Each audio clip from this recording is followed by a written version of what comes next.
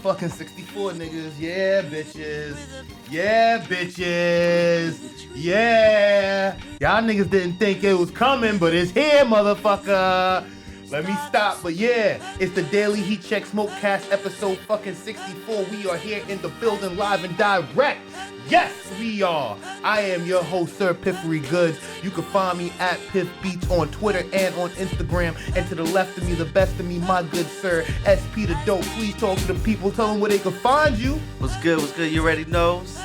Rockdeville, ROCDEVILLE on IG. Get at me. Yes, y'all. You already know the fucking vibes, bro. You know the shit. We in here, baby. I got my fucking 1800 tequila. I think I had the box. It's right here. It's right fucking here. Yeah, boy. Yeah, 1800 tequila on deck. Shout out to the fucking plug. He just came through with some motherfucking cheetah piss. I think it's cat piss. I don't know what the fuck it is. P, wait, his reaction is better than mine. His reaction is better than mine. Shit, this is motherfucking poverty in a jar. Pretty so when much. you pull up the Penn Station, matter of fact, anybody who ever been to Penn Station and you ever seen them homeless niggas in the bathroom, Hold bathing? on. I hope you ain't get that from Penn Station. No. I'm about to say. But it has the aroma of a deep Penn Station stench. So if you ever visit any of those vestibules, bus stations, any of those things, please understand, we got you right here, locked in, set and flavor, loaded. Hell yeah. That 1800 is cracking, baby. Hold on, let me kick the AC up. I'm burning up. Yeah, boy. Y'all ain't think, yeah. Y'all, they ain't think it was coming, P. Nah, man, they ain't think it was coming. But we back, you know what I mean? Another episode.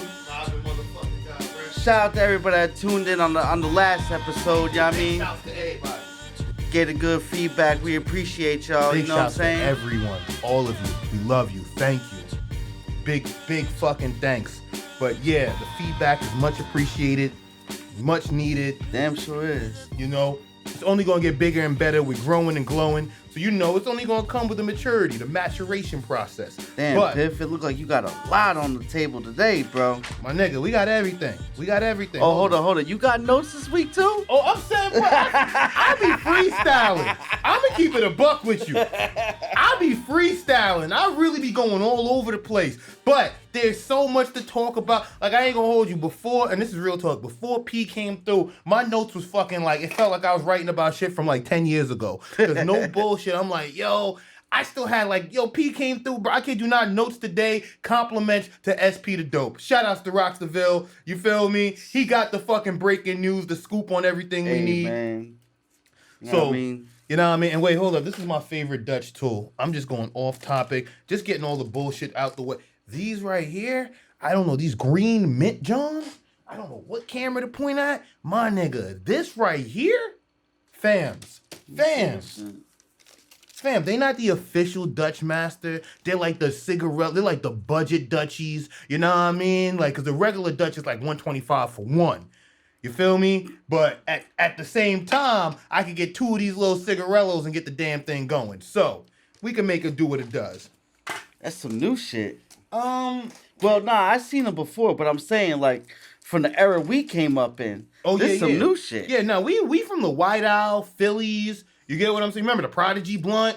Like, my nigga, man. Yeah, bro. Yo. Bro, come on. So, you know, we from a different era of when shit was like, when the blunt, like, we didn't have that many, bro. Raps was, no bullshit. When we was coming up, raps was new. Like, No. Raps? But it was before they was new. When we was coming up, it was 50 Cent White Owls and 50 Cent Phillies, bro. We showing our age right now. That's a fact, though. That's a fucking fact. 50 cents, you get two for $1, roll them bitches Nobody up. even thought about a rap. No. Bro, I'm not going to hold you. This I is never real even talk. seen the rap back in the day. No. We lying. Because you remember, I think it was the XXL or the Source, and Snoop Dogg had a ad in there Yeah, for but those this came flavor shits. a little while later, though. Yeah, no, you're right. Before it got to That us, was like yeah. probably early 2000s. Nah, you right. Right? Nah, because when them raps, when we first seen that, like, we talking XXL, the Source, and like those advertise. Nah, we wasn't.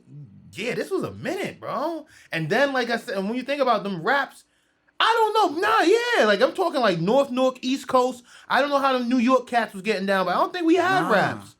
I don't think Raps was new. And then when they came, of course they had to give us the fruity flavors. Yeah. Not trying to be not even trying to sound funny. We had the mangoes, Yeah, but White Owls had the flavors first though. Remember they came in the tubes, the grape ones. Oh yeah, you know what I'm saying? Yes, the grape one. They had the Phillies silvers. too. Phillies too. What Strawberry Phillies. Yo, shout out to Brick Moo the Gully. No, yo. I remember the chocolate Phillies. Nah, hold up. Nah, shout out to Brick Moo the Gully, Yeah, yo. big shouts to Brick. Rolling up the official sour from back in the day. Izzy sour. Yeah. Wait, hold up. Shout out to Izzy. He used to throw that shit in the strawberry Philly every time. Strawberry Phil. Dang, bro. I remember the chocolate Johns. I don't remember the strawberry ones. Yeah, I remember the chocolate Dutch, the green Dutch, the grape Dutch. Hold up. Side note, this shit is sticky as fuck. I'm sorry. Wait. We doing a few episodes and I normally let y'all know what strands I'm blowing on. This right here, bro, is like I just stuck my fucking hand in some fucking crazy glue. Or some fucking... This shit is wild. But we're going to see. It's all about the smoke test because I'm here. I'm normally hyped and charged. Let's see if it gets me hype-er. You know what I'm saying? But nah, we got a bunch of shit, man. We got the first female football player to talk about. We got Drake, or that's a deep dive with Drake. We got fucking the Nate Robinson knockout, everyday struggle canceling. Yo, that Nate Robinson knockout, yo, they were gunning him, son. Son, let's go straight into the Nate Robinson knockout. Oh man. Hold on, we gotta go straight into the Nate. Oh man. Hold on, we gotta go straight into Nasty Nate. Hold on, my nigga. Cause Nasty Nate, the way Nasty Nate was giving it up, I don't think anybody else was giving it up like that before. Hold on. Yo, cats ain't saying you going night no more. They say you going Nate. Bro. Yo, wait, and I think I'm gonna keep it 100. You know, it is at this time, I think the Nate shit, I think the internet, cause you know we record ours a little late. But at the same time, I think that the Nate shit has been a little bit over dragged because I feel like the people clowning him. I'm not even gonna hold you. I'm playing devil's advocate on this because the Nate Robinson shit is wild because it's like, bro, one, he got knocked the fuck out. And Grant, he's not like he's an athlete. He's someone in the professional light. But I say it's not every day you see a celebrity or someone of that stature getting knocked out on national television. Yeah, true. You feel me? Rapper, athlete, doesn't matter, whoever it is. So one, he stepped into that and he earned that shit. So shout outs to him. But yo, hold on. Nah, I talk about celebrities getting knocked out. Yeah, who gets knocked out? Yo, didn't they have back in the day celebrity boxing matches, and didn't Sticky Fingers get knocked out, son? I know what you talk. Allegedly, over the years, this team has released a report or article saying that was alleged, or the gloves was heavy, he was drunk or hot, some shit. Man. Nah, but you're right. Yeah, Sticky got slumped on fucking TV. And here's the crazy thing. I'm not a racist. Both people was fucking white. And I'm only pointing that out. I don't even remember. And Sticky. It was so long ago. Yeah, but wait, I'm only saying this because I think we spoke about it. Motherfuckers must have underestimated Jake or these. Just because a motherfucker is white or what, don't underestimate him, bro. These motherfuckers will sleep you, have you in a cheese curl, have you rethinking your last 10 thoughts. Real talk. If y'all remember Freaky London, I'm from New York. I'm from fucking New York. I'm out here by myself. Wait. You remember Freaky London? You remember Freaky? Y'all remember how that shit ended, right? Yeah. You remember how that shit fucking ended, right? Yeah, keep fucking Bro, I'm just putting it like that. Like, listen, y'all motherfuckers could out here and assume motherfuckers may, cause I'm gonna keep it 100. Niggas be thinking that shit that they could get over, or they think it's a sweet ride. It ain't no fucking sweet rides out here, bro. Like, one, I'm gonna keep it 100. It doesn't matter what the race you are, cause I'm gonna get off of that because Jake really boxed. Or he really trained. Or, because the one thing that the people is, like, and I say this in my last, if you remember last time, I was like, bro, it's all about technique. You remember? What was it? Footwork and technique? Yeah. He didn't have his feet was he never got planted the whole fight. He never got planted. Bro, he never got situated. None of that. But I don't even think he landed a punch. Did he land a punch? I don't think he landed a punch. If he did. That makes it even worse if he didn't land a fucking punch, but damn, bro. Bro, his whole style of fighting is like, why, bro? Why did you even think about stepping in the ring? Listen, I'm trying to find where they was cooking this nigga right here, cause they got the fucking World Star Hip Hop got the Nate Robinson 48 pack. 48 hours, yeah. Oh, right here, yeah. Oh my! Shout outs to P. Shout outs to fucking P. Cause bro, when y'all niggas see this shit, this is the shit right here that is. I'm like, bro, bro. Wait. This is why you don't go out there underestimating motherfuckers. This is why you don't go out there assuming things can't happen because it will. Because right now, this right here is crazy. Yo, they move fast, bro. This is crazy. They got the Night Nate Robinson premium cannabis. Hold up with the Cookies logo on it. Say, ain't that Cookies in? Hey, yo, they got the Cookies logo on it. Hey, Burner, you got in on this, Burner? Burner, hold on. Burner, we need to talk, baby. I fucks with you, fans, but this... My nigga, this one, we're in a different day and age. For you, because I'm going to put it like this. I'm going to keep it quick because I know everybody got their deep dive on it. Nate Robinson, I'm going to keep it 100. He got what he won. You're a celebrity. And this day and age, being a celebrity opens you up for this type of criticism. And don't do anything fucked up because just look at this. He got knocked out and they already less than 48 hours. They smoking on that Nate packs. Yeah. So imagine if you are another celebrity of that stature and you get put to sleep. Nobody's trying to be on a Nate Robinson pack. I already said he didn't have his footwork or technique. He was never planted. I don't think he landed a punch. And I also think he overestimated Son, you see what else is on that pack? What? Old boy that knocked him out wearing Nate's jersey. Son. Oh shit! Oh shit! Oh shit! Oh my god! Bro, you are a savage! Yo, your attention to detail is to the fucking gods, bro. I missed all that. I see a cookie logo. I see premium cannabis. Night. He's like, no. They got old boy out there flexing in that Nate Robinson jersey. He wearing a jersey. Look, I'm gonna put it like this. I'm back. So shout outs to Nasty Nate shout outs to Jake Paul rocking that Nasty Nate jersey, putting him to sleep. Cause that right there is enough to fucking, that's crazy. But I'll say this, just real talk. It's the thought I want to get off. One, I don't only think Nate Robinson underestimated Jake Paul, and it has nothing to do with race or anything. The entire NBA did. Everybody I saw went with fucking Nate Robinson. I'm not going to hold you. Even on my episode prior to the fight, I was like, yo, Nate looked like he's a little bit stacked. I think he could use his little diesel, but I also did say I'm going with the reps and the experience because just call it, Jake Paul has the fucking experience. He has more. He got a knockout. He has more fights. He's been training more. And clearly from the fight, you can see he's more planted, more patient, and more strategic. Just overall. So just to give a fair analysis of it, I'm like, bro, I'm going to be honest. Like, Nate Robinson set himself up for failure. And everyone else who pushed and pursued him to think that he was able to pull this off, they're actually to blame because this is the devil's advocate of it. Nate Robinson got knocked out. Everybody's fucking clowning him. But the one true thing about it that I also say is that for you to go in the ring and do what he does, and Rob, you can attest to it because you came from a family of boxing. And you feel me? Boxing is not easy. But wait, street fighting, brawling, that shit is cool. But when we're talking boxing. Bro, the training alone, if you ain't got it in you, you ain't going to last through the training. So, I mean, it looked like he ain't even think about training the way he came out. You should fire. Wait, and if you got trainers, you should fire them. They owe you money, your medical expenses, everything tied in. Because, bro, and this is playing devil's advocate. Your trainers are supposed to know if you're ready for that ring or not. Wait, and here's another deep dive, too. As a fucking professional boxer, people who are professionals, and I'm sorry, Nate, you were not a professional. Professional NBA, yes. Boxer, no. But for people who are professionals in the sport, their hands are licensed weapons. For a reason. For a reason. Licensed weapon. Bro, Mayweather hit you with a two-piece. One, you might not get up. And two, you might have to rearrange some medical bills because the Lord knows what he's going to break. It's all about speed and might. So I'll say this, man. Shout outs to Nate for doing what he did because the average person will not be capable to, one, do what he did. And I'm going to take it a step further. Go as long as he did. The shit was only 2 rounds. Yeah. It was pathetically short. But I will say this. The average person, like we talk about the shit with Tyson, getting around with Tyson for a round. No, not me. Bro, 3 minutes with Jake. Bro, he barely lasted 6 minutes with Jake Paul, let alone a minute with Tyson. You know why he lasted that long though?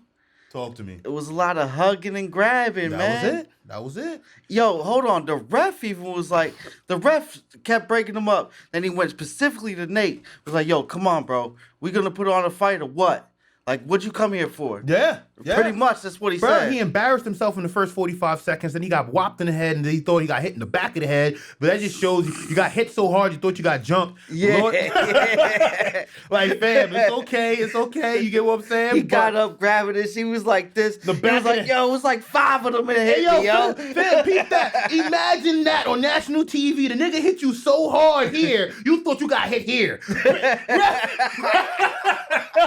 Ref, he hit me in the back of my... Bro, imagine getting hit that hard on TV and trying to lie to the public. No, he hit me here. Fam, you know this is being recorded, right? like, hold up. Like, listen, all right, let me chill. I'm hyped in charge, but look, Nate, shout outs to you. Because, like I say, the easy thing to do is to clown you, because you did get knocked the fuck out. But to do what you did on a athletic, professional level is very hard. So for you to even try, we commend you. So, you know what I mean? Don't do it again. We do not advise you avenge a rematch. We do not advise you go back in the ring. We actually think you call it short here. Whatever job you got with Complex doing the train, or whatever sneaker show closet shit you got going, you keep that shit going. Don't stop what you're doing to you get what I'm saying, to play somebody else's game. No, have them play your game and keep that shit pushing. But outside of that, you know what I mean? Let's keep it going. We got, look, I want to touch on this real quick because I think it's crazy. We got Sarah Fuller with a kickoff is the first woman to play football in a Power 5 game. I'm going to keep it short because I just thought it was interesting because one, she's only the kicker, but this is just the opening. This is the entryway for, you get what I'm saying, females in sports. Me, I don't know how I feel towards it because... Wait, hold on. So this is like, it's going to be, she's going to be on a NFL team with men?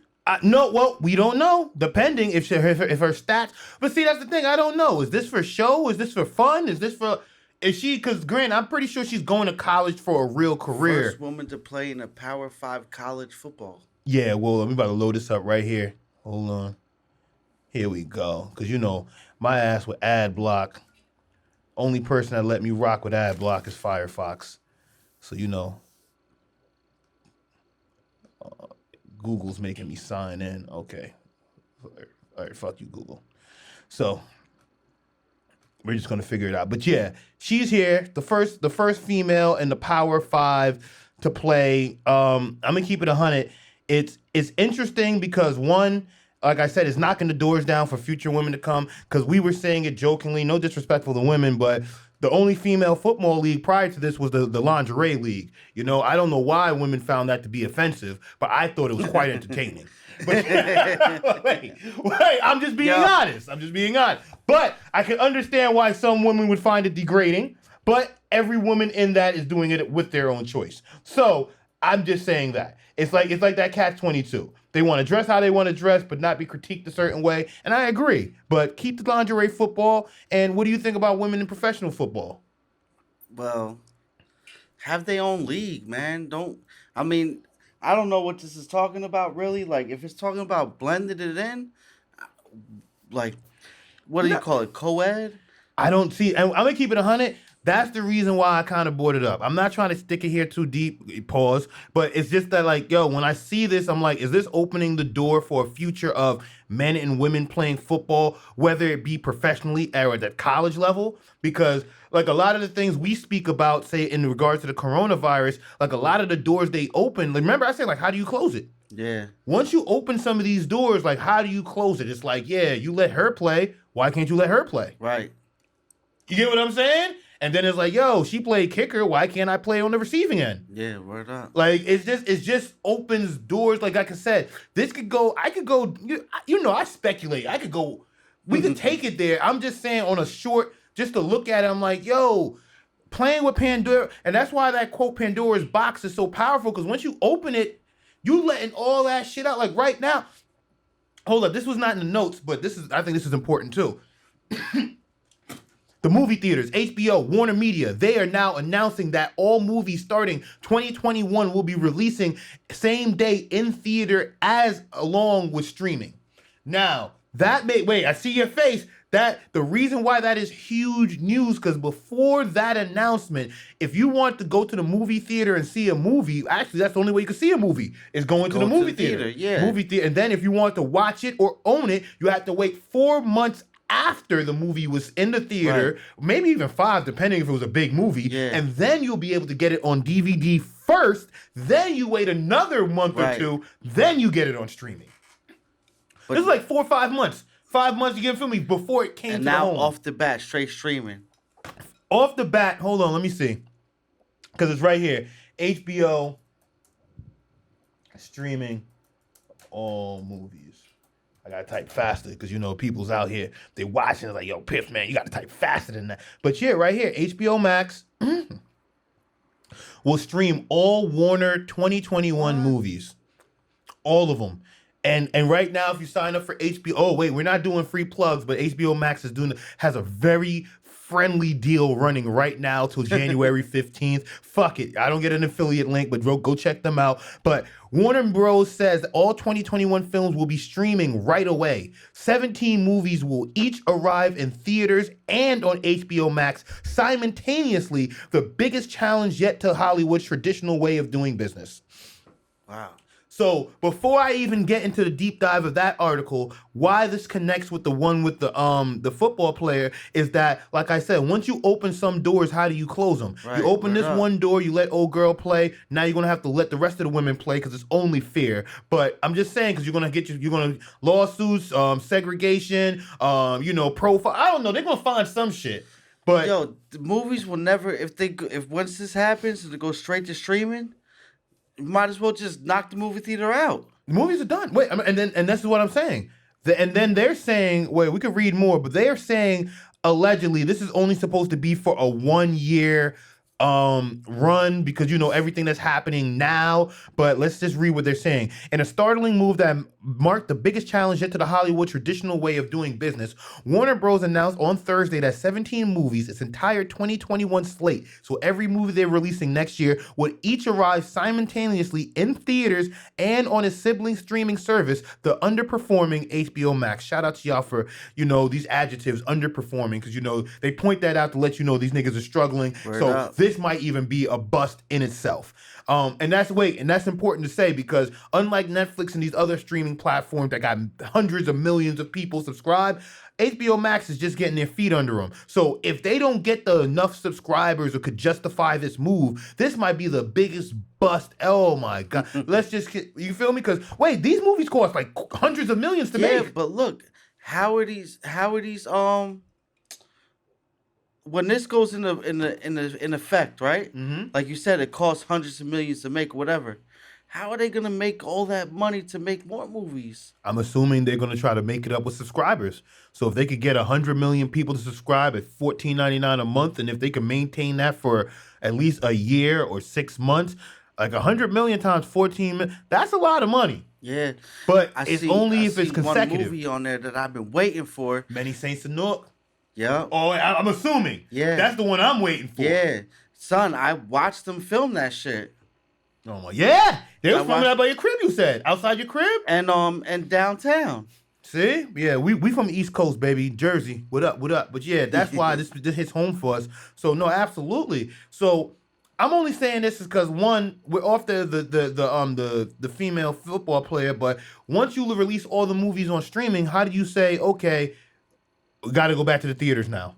Right. Wait, because you're not only releasing all your movies, you're releasing all your big movies. So I'm talking the shit that would get people up out the house and go to the theater to see. Like the Many Saints of Newark. Excuse me. I would have got up out the theater and go see that. Yeah, I would have went.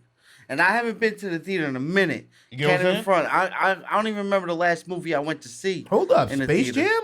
I'm not too big on Space Jam, but just seeing that confirms that we already knew it was in speculation for years, but the point I'm trying to get to is that just seeing all of this shit, and they got a lot of big bangers up here. So, look, If it's the right move, I don't know. But what I do know is once you open this door, it's going to be hard to close it. Because once people are getting comfortable at home, or once people get comfortable enough to be like, yo, I'm going to get me a nice theater-sized TV or a projector screen, a surround sound, I'm not leaving the crib. And then if these lockdowns continue, Lord forbid they don't, it's like people are going to be incentivized to stay home. Why would I go outside? Like right now, restaurants are closing, movie theaters are so the typical Friday, Saturday night date or just outing has been dead. Son, restaurants is closing. I just had to change my whole plans today. I had to go to another town just to eat before anything of today. Bro, that's crazy. I pulled up to the spot.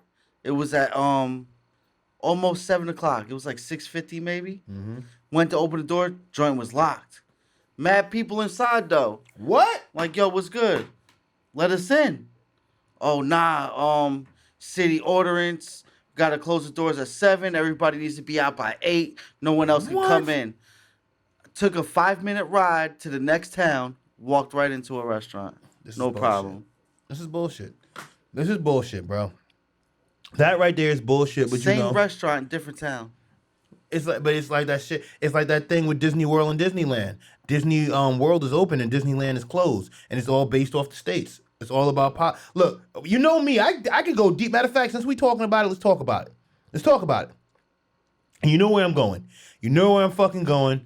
You know where I'm fucking going. Right here. We got to talk about it. So right here, where did I see it? Because I've been seeing the speculation about it right here. So my niggas, all my people out there, people fighting the good fight, my maskers, my non-maskers, my scaredy cats, my non-scaredy cats. Right now, they're proposing that a proposal suggests that giving a $1,500 stimulus checks in exchange for taking the COVID vaccine. Who was up for it? Who's up for it? It's a no for me. Wait. I'm gonna say it's a double no for me, but the fact that you're trying to incentivize it with the stimulus check is crazy. Yeah, it's like bribery in its purest form. Like, son, if we did some shit like this out in the streets, we get in charge for bribery. You get what I'm saying? You know what I'm saying? It's like coercing. It's like, yeah, I'll give you $1,500 if you sleep with me. It's like saying that shit to a woman. It's like the same type. Oh, I'm assuming it's the same because it's like, no, she wouldn't sleep with you unless the $1,500 was attached. Because the point is, most people will not take this COVID vaccine because 1, the vaccine has not been proven to be safe. 2, I've read that they're giving it to UK first. So that's just showing that they want them to die. I'm not saying that. Let me stop saying. But they're giving it to the UK first just to be like, yo, they're like, I'm assuming it's a test market. Then, if you ever seen any commercial for any vaccine or they just telling us they giving it to the UK first. Listen. How do we know? You're right. I'm going to put it like this. They're doing a lot of shit to incentivize taking the vaccine. And I personally don't like it because, 1, by doing this, it's either that you know people won't take it or you know something is wrong with it that you have to get people to take it. Exactly. And then all the loopholes around this vaccine is like, all right, bet. So we're going to give you $1,500 to take the vaccine. Then here's the flip 22. If you want to fly a plane in 2021, from what they say, you're going to need the vaccine to fly a plane. They're not letting you on the motherfucking plane. I'm about to fly on a plane this week. And I was told I'm not getting on the plane at all unless I prove that I took a rapid COVID test within the last 72 hours. But this is crazy. This is madness. This is madness. And if I didn't, I got to take the test right on the spot, supposedly. This is crazy. This is great. But wait, I'm saying it's crazy because 1, the traveling market for many is going to change. Like 1, I'm saying this is for me. This is me getting personal. I wanted to take the kids to Disney World for many years. Many years, because I remember when my mother took me there as a child and I loved it. I enjoyed it. But she took me there when I was like probably like 15 and that shit was still lit. The point that I'm trying to say is that, bro, I want to take that and enjoy that same experience with my kids. Now, looking at it, I'm like, yo, we waited many years because we wanted my daughter to be old enough to remember it. You get what I'm saying? But now when we look at this in hindsight, I don't want to say we may never go there because, you know, we could always drive, whatever the case is. But to fly and take the appropriate, you know, the traditional route. Yeah, we got to all get vaccinated. We all got to take shots. We got to all. Hey, man, better take that ride. Not too far. Maybe, 15, 20-minute ride, American Dream, and go to Nickelodeon land, bro. Bro, right here. Let me see. Right here. It's like, yo. Top shit right here. Let me see. Will you need a COVID-19 vaccine to fly? And airlines have adapted to the COVID-19 pandemic with policies on face masks, keeping for most airlines is soon to tell what will require. A spokesperson for Southwest said that the airline will continue monitoring public health information from the CDC, the latest specific research, for as far as airline. Bro, there's one dude that came out and he said that they might have to. One of these airline CEOs, he came out and he said it. My point is that I'm trying to, wrap it all into one and make it like a, like a nice little topic. Yeah. But it's like, when I see this, it's like, if you're gonna, like I said, look, I'm not trying to get too political, so I'm gonna try to take it surface level. The vaccine, I think eventually it will be needed for some people. I think eventually. The first round, no. The first anything. Like, wait, I saw something on Twitter today just to relate it with the vaccine, and I think it was brilliant. It had nothing to do with the vaccine, but I'm using it as a metaphor. Go ahead and get the vaccine. It's like the PlayStation 5. Go ahead and get it. It's the first version. No, I'm being serious, because the first version, there's no games for it. There's barely anything hot out for it. You feel me? There's going to be a bunch of bugs. They're going to have to work through a few things. And then it's all white. Nothing wrong with it. But the PlayStation has traditionally come in all black. Well, the PS2, the PS3, the PS4. The point to be said is you could get the vaccine now while it's still in like a trial run where you're still working and figuring things out. Or you could just wait till they refined it, worked all the bugs out from giving it to the first people, giving it to the UK people, and then they have the black version and you go take that. Regardless of the fact, I'm just relating it to the PlayStation 4 as a metaphor. Makes sense. You get what I'm saying? But I still ain't taking it. No, wait.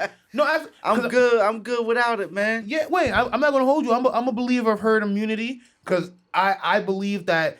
I'm gonna be honest. I say this because I'm like, I look back on my life and I'm like, I can only think of 2 times when I was like sick to the point that I couldn't get out the bed.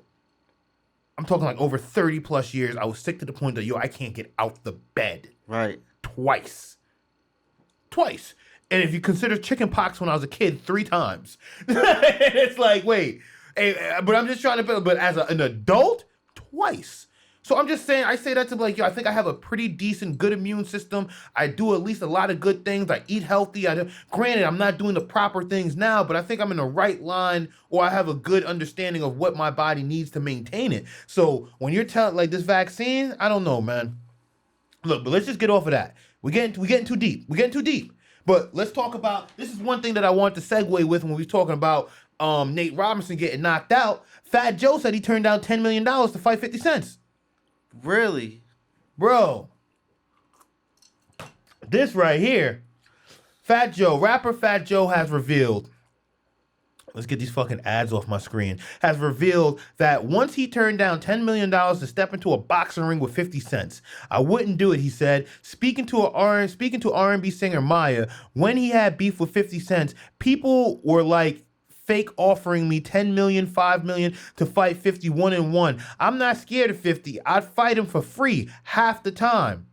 Hold on. Referring to Nate Robinson, the rapper, said, we need to put some respect on the NBA star. I was just saying, bro, but to get knocked out on TV is tough. And I don't think we're giving Nate his respect. He got knocked out and it was explosive. It was crazy. I get it. But you can't keep trying to kill. Wait, look. It was the perfect segue to the Nate Robinson. Yeah, so I apologize for missing it. But I don't blame him.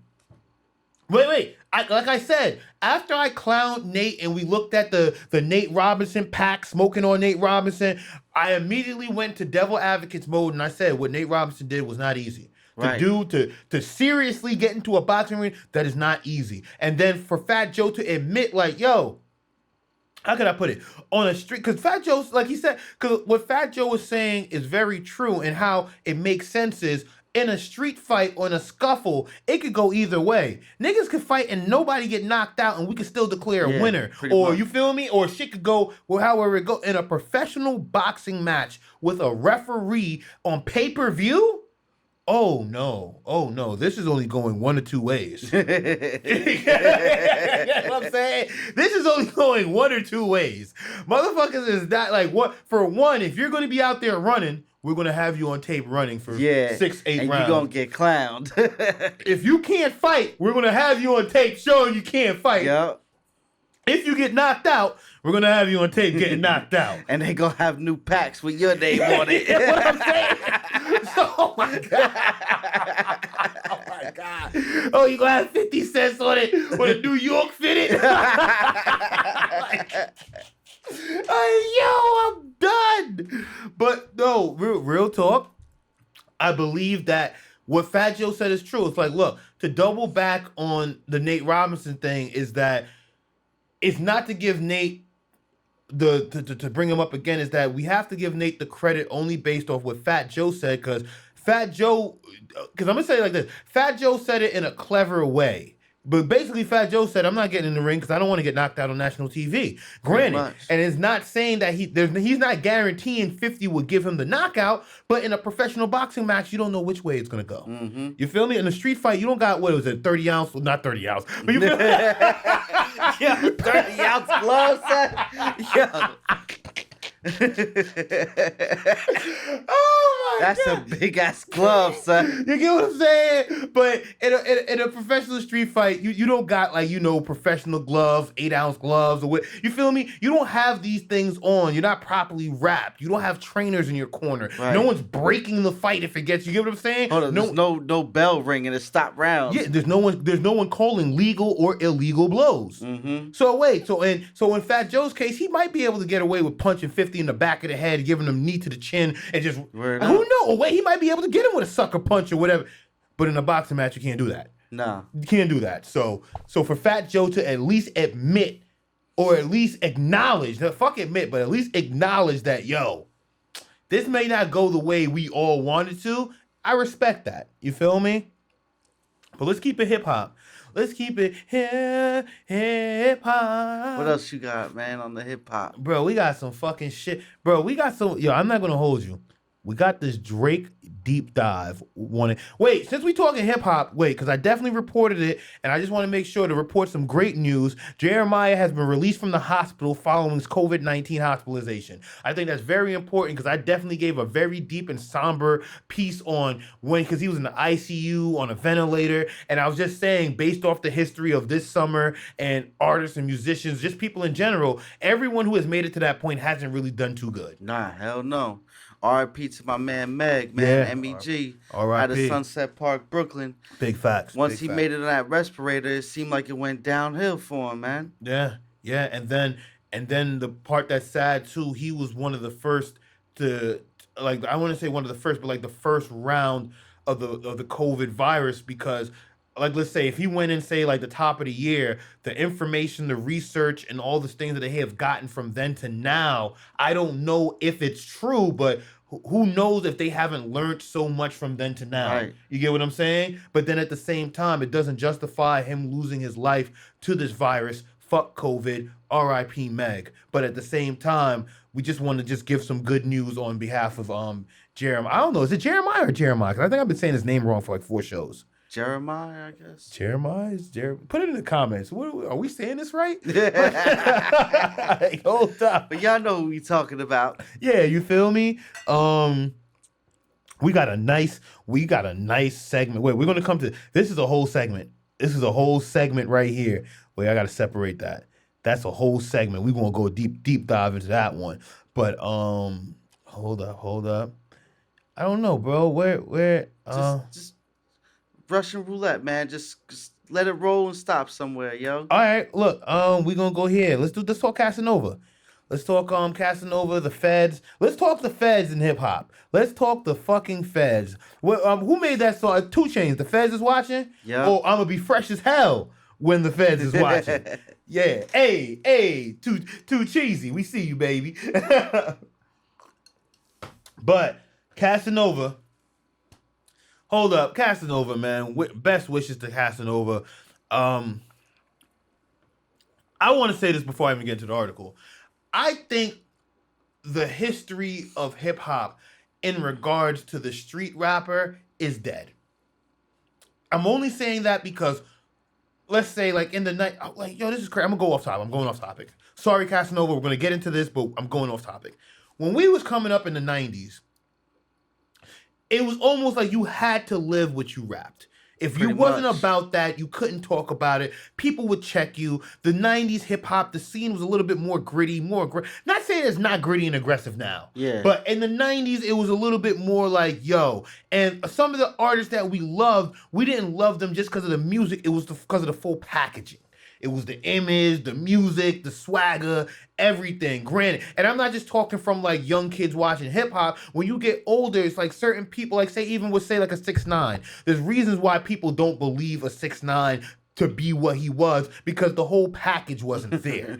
You get what I'm saying? So like a clown, man, and then he's talking some whole other shit. You get what I'm saying? Perfect example. So when we saw some of these artists in the 90s that we loved and we appreciated, it's because the whole thing was packaged there. Mm-hmm. So when we look back like now and we're seeing like all these rappers in this day and age trying to do or portray what the 90s hip hop did, it puts me in the predicament to be like, yo, how fake was 90s hip hop? And 2, how wild or how much of effect has that done on this generation? I'm going off topic, but if you get what I'm saying, it's like, look, because let's just say hypothetically, Casanova was a kid. Fuck, I just put my hand in my tequila. But I'm cooking. What is it called? Cat piss? That Cheetah cat piss? piss? That catfish piss. Cheetah piss? Whatever. Yeah, cheetah piss. That shit got you booking and cooking. I just had a fucking dip like what the like a taste test and shit. Fuck, nigga. But say Casanova was 16 when the L.O.X was out. Then Casanova's in the streets at 16. That's about the right age. You get off the porch. Yeah. And then he's listening to the L.O.X. Him and his crew's out there. They're doing street shit. How much of the influence of the L.O.X do you think affected him and his crew to go out there and really pursue and do? Because remember, there's one line that Sheik Luch said, and it forever. I think you already know what I'm about to say. Forever resonates with me. He was like in the hallway trapping, selling. I think hustling and trapping. That was my PlayStation.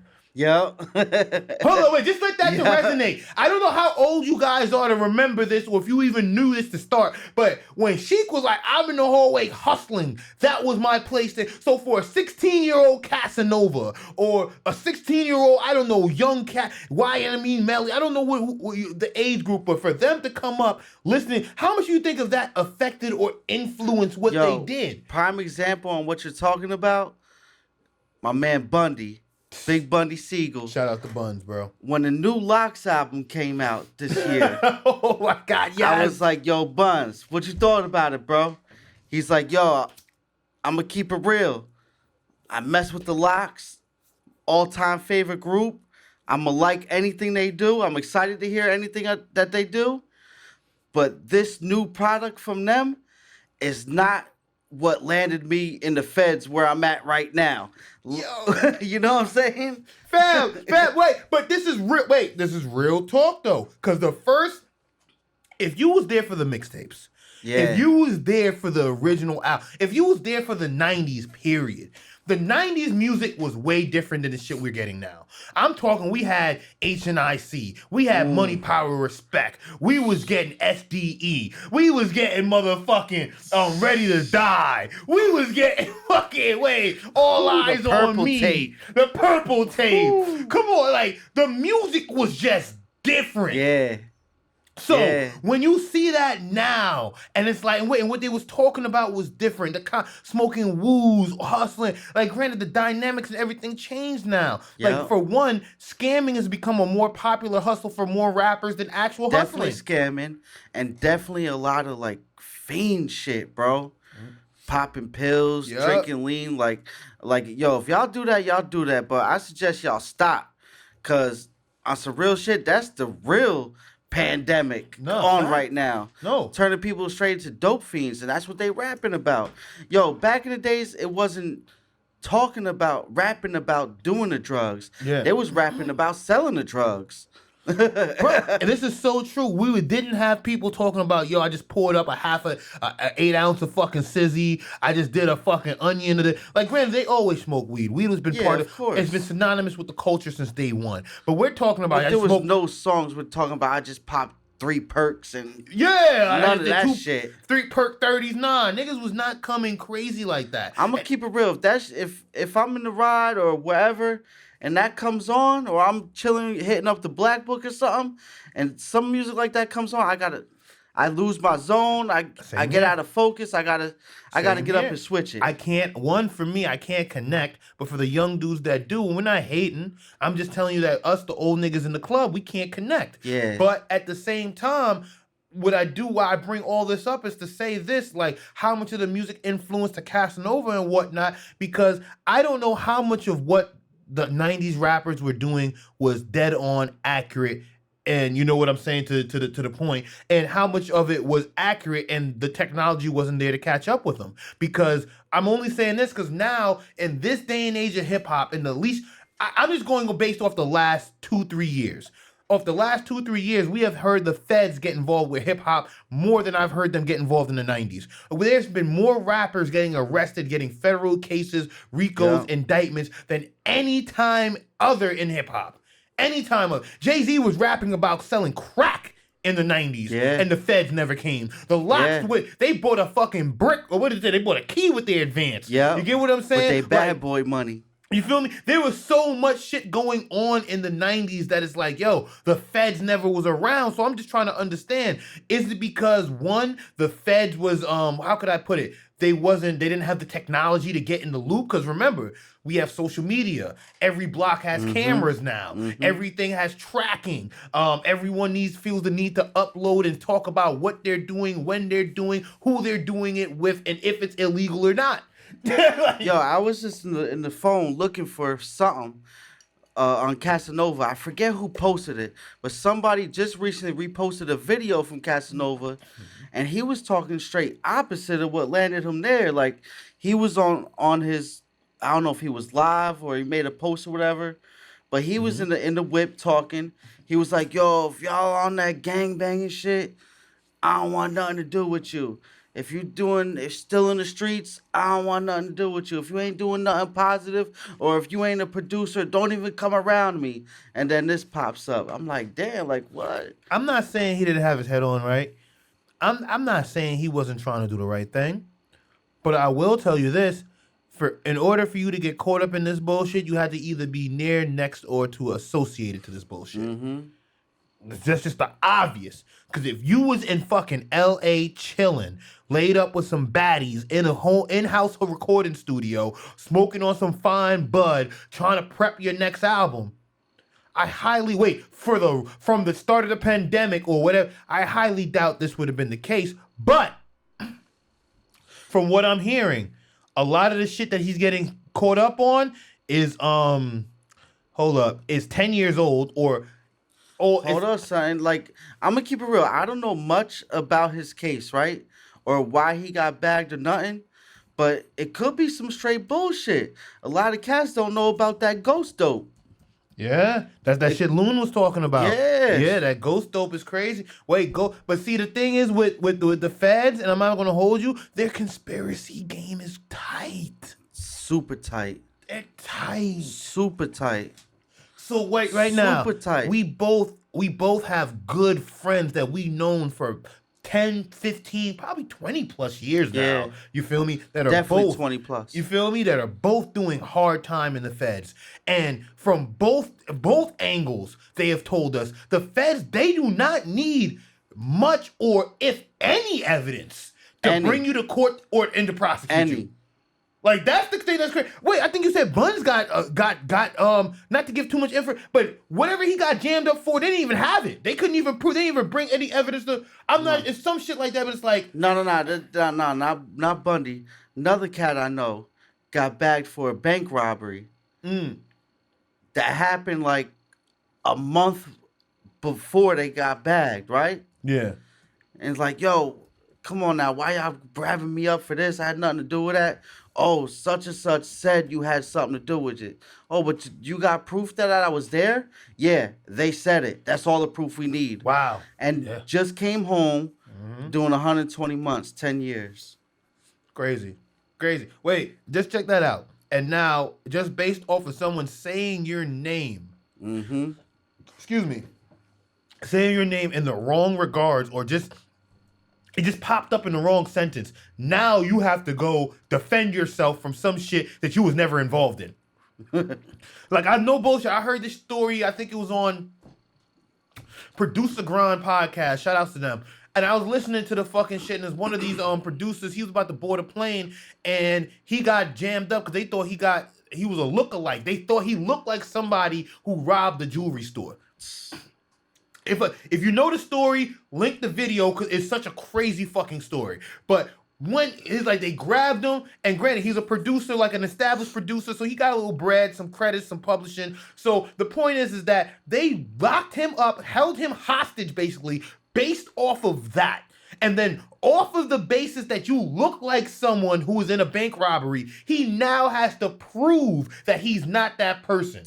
And the reason why this is important is that they tell you your whole life is innocent until proven guilty. But with the feds, you are guilty until proven innocent. That's a fact, yo. You feel me? That's messed up, bro. And what the part that's even more messed up is that what he said is that, granted, for his situation, he had some money, so he was able to, peel off and get up out of there and get exonerated. But just imagine the average Joe.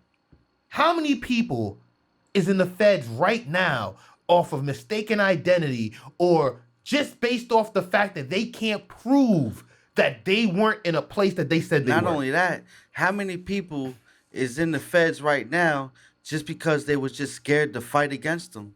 They was like, yo, might as well just sign it because they trying to give me an even higher number, so fuck it, I'm going to just sit for this time.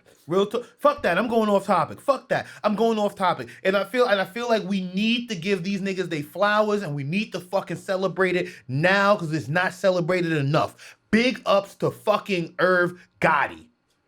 Big ups to Irv. No, because they don't talk about it enough. Because right now, when we talk about the feds, everybody who goes to the feds damn near got a 99% case. It's shut, it's sealed, it's closed. You're done. Right. You feel me? Irv Gotti was the only real nigga to go in front of the fucking feds and get walked away. Granted, it cost a lot. He lost a lot. So I don't really think that it was a free walk away. Because a lot... He might have spent all his career on that. His whole empire damn near evaporated after that. But when you look at it in hindsight, he was the only one to go in front of them niggas and fight that shit and win. Except for John Gotti years ago. Oh, yeah. Shout outs to Gotti. But I'm talking, you feel me? Shout out to Gotti. Gotti did get whacked by them, though. Yeah, in the long run. In the long, in the long term, they got their dub. Yeah. But at the same time, just to say you got the win, because in hip hop or just in the news, they want to perpetrate the fear of the feds. Mm-hmm. The feds are coming. You can't beat the feds. And I'm not going to hold you. They're absolutely right. When the feds are coming, they built the case. They got their info, and a lot of the time, it's an uphill, and that's the unfair thing.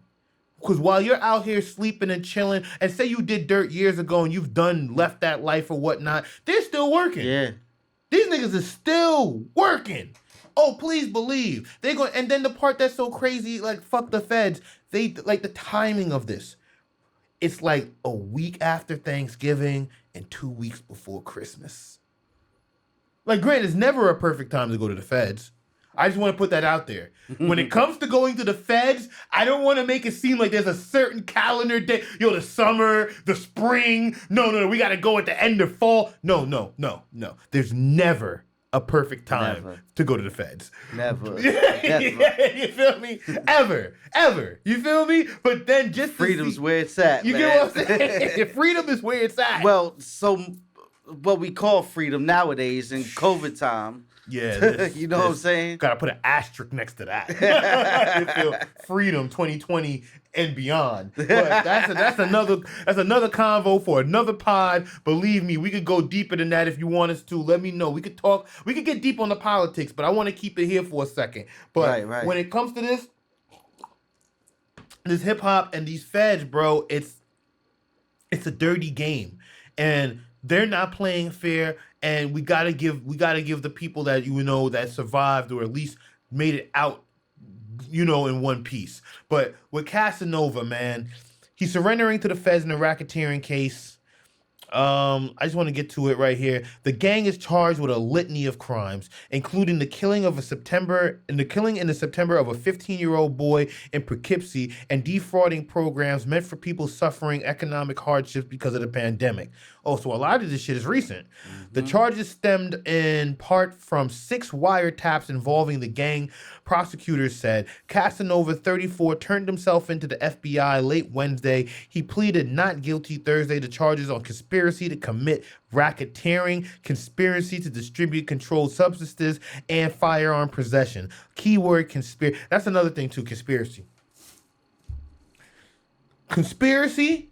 Bro, fuck a body. Fuck a body. If you got Google right now, and my real niggas know what I'm talking about, there's niggas doing 30 on conspiracy. Hell yeah. There's niggas doing like 10, 15 off conspiracy. And wait. And the conspiracy is so deep. There's 2 types of conspiracy. It's a conspiracy you know about, and there's a conspiracy you don't know about. Mm-hmm.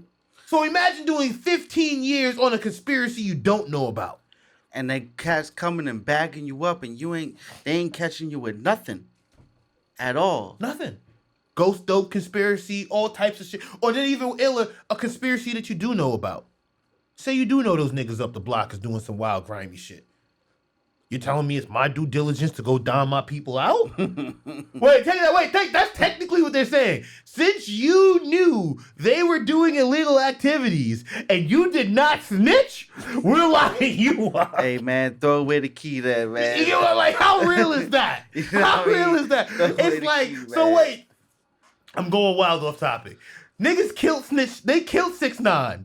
But they got laws in place for 6ix9ine. Yeah. Like, wait, that's the crazy part. We're not condoning what 6ix9ine did, but real niggas in the real world know if the feds want you, you're not gonna snitch? Yo, he not snitching, y'all. He not snitching. We got a no snitcher. All right, rag him up on that conspiracy. Hey, man, throw the key away, man. My reputation, I worked too hard for that right there. Because in a way, based off of you saying you're not snitching, you're technically saying you know something and you're not telling. Mm-hmm. So in theory, they could arrest you on conspiracy. That's just wild, bro. But yo, you see how crazy the laws are? I hope, I'm not, like I said, am I getting too political? I'm not trying to I'm just like, yo, it's just crazy though. Just crazy when you really think about the legal system, bro. And then it's like I said, I'm not standing up or going to bat for 6ix9ine. But if you really see how the laws are fucking put together, regardless of that, if the nigga 6ix9ine didn't snitch, they had a law in place to get locked. Either way, they was getting you. We got a law. It's like, I forgot we got a law for that. I forgot what the commercial. It's like, we got something for that. It's, oh my God. Oh, I know what you're talking about. You know what I'm saying? We got a law for that. Yeah.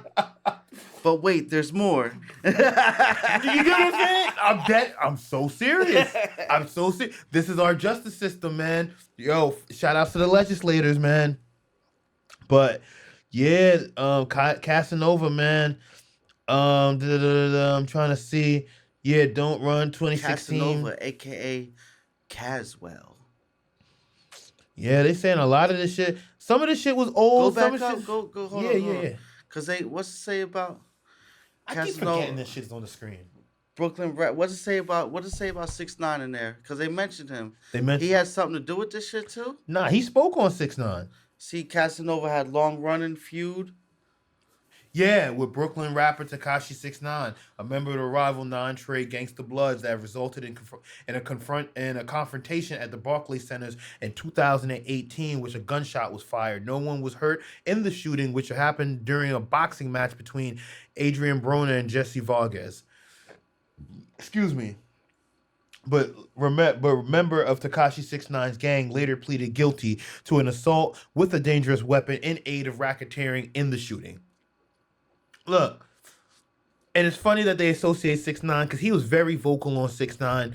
And like I said, I believe I'm not trying to speak for P, but I believe we agree on this. We're not condoning or supporting or vouching for anything 6ix9ine did. No. But just knowing the legal system, and I think if you're out here in the streets doing crimes, you should at least know this much, because don't say I'm not snitching. That's probably the worst thing you could say. The best thing you could say is I don't know nothing. Pretty much. I don't know what you're talking about. Yeah. I don't know what you're talking about. And then even when they prove it, that's not me. That's not me. That's Photoshop. Yeah. That's a lookalike. That's a lookalike. That's an impersonator. That's that nigga Jay Farrow. He's doing a voiceover. I got someone that looks like me. You get what I'm saying? I got a doppelganger. Fuck out of here. That's not me. I don't know nothing. Who you talking about? But no, don't ever in your life, just some rules out there. Don't ever in your life say I'm not snitching. I don't know nothing. That's your best bet. Real talk. That is your best fucking bet. But don't take it from us. You know what I mean? Don't take it from us. Yo, I can't believe how some cats was backing 6ix9ine up though. You know what I'm saying? Not this is off topic though, but this be bothering me sometimes though, man. Come on. Yo, I'm sure you heard it. Cats was like, yo, man, I don't blame him from doing what he did. His own peoples went behind his back and was doing this and that with his lady.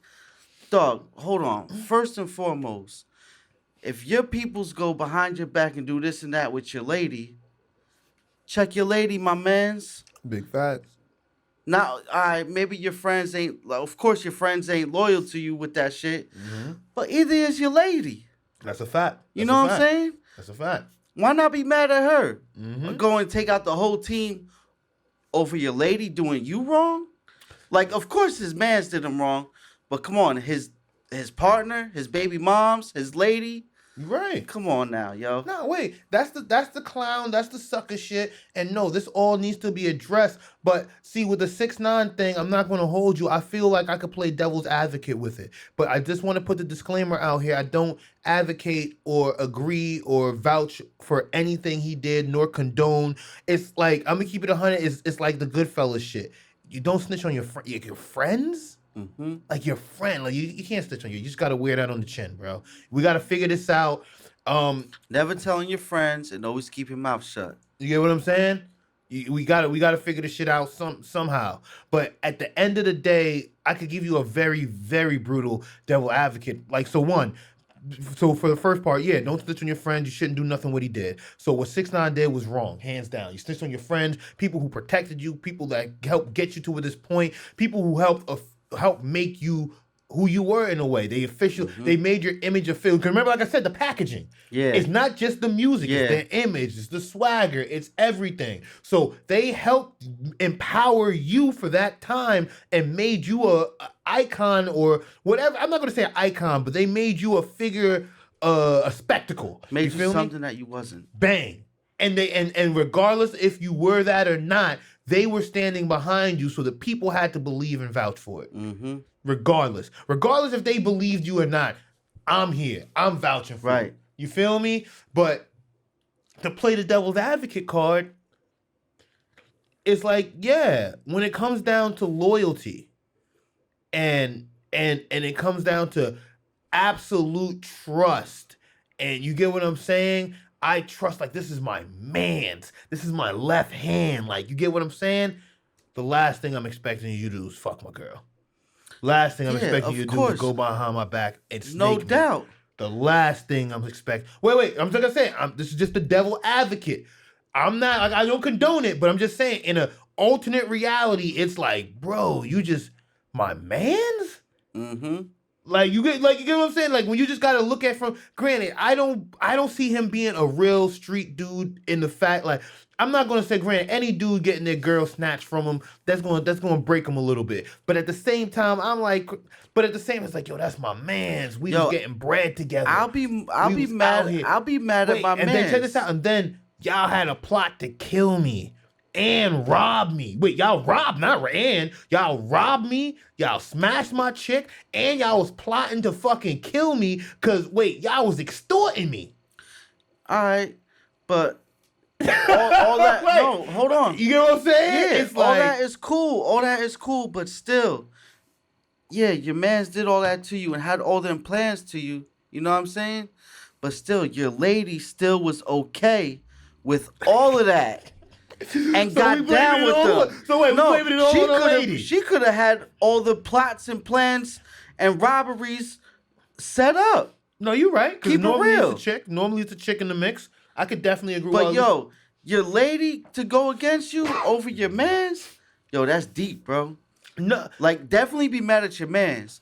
But, dog, your lady going against you? Like, of course. But wait, of course. But how do we explain the extortion? How do we explain the robbery? How do we explain the plot to kill me? how you know? Well, I don't know how it happened. They got the wiretap. Yeah, no. They got the wiretap, of course. Yeah, everything's known.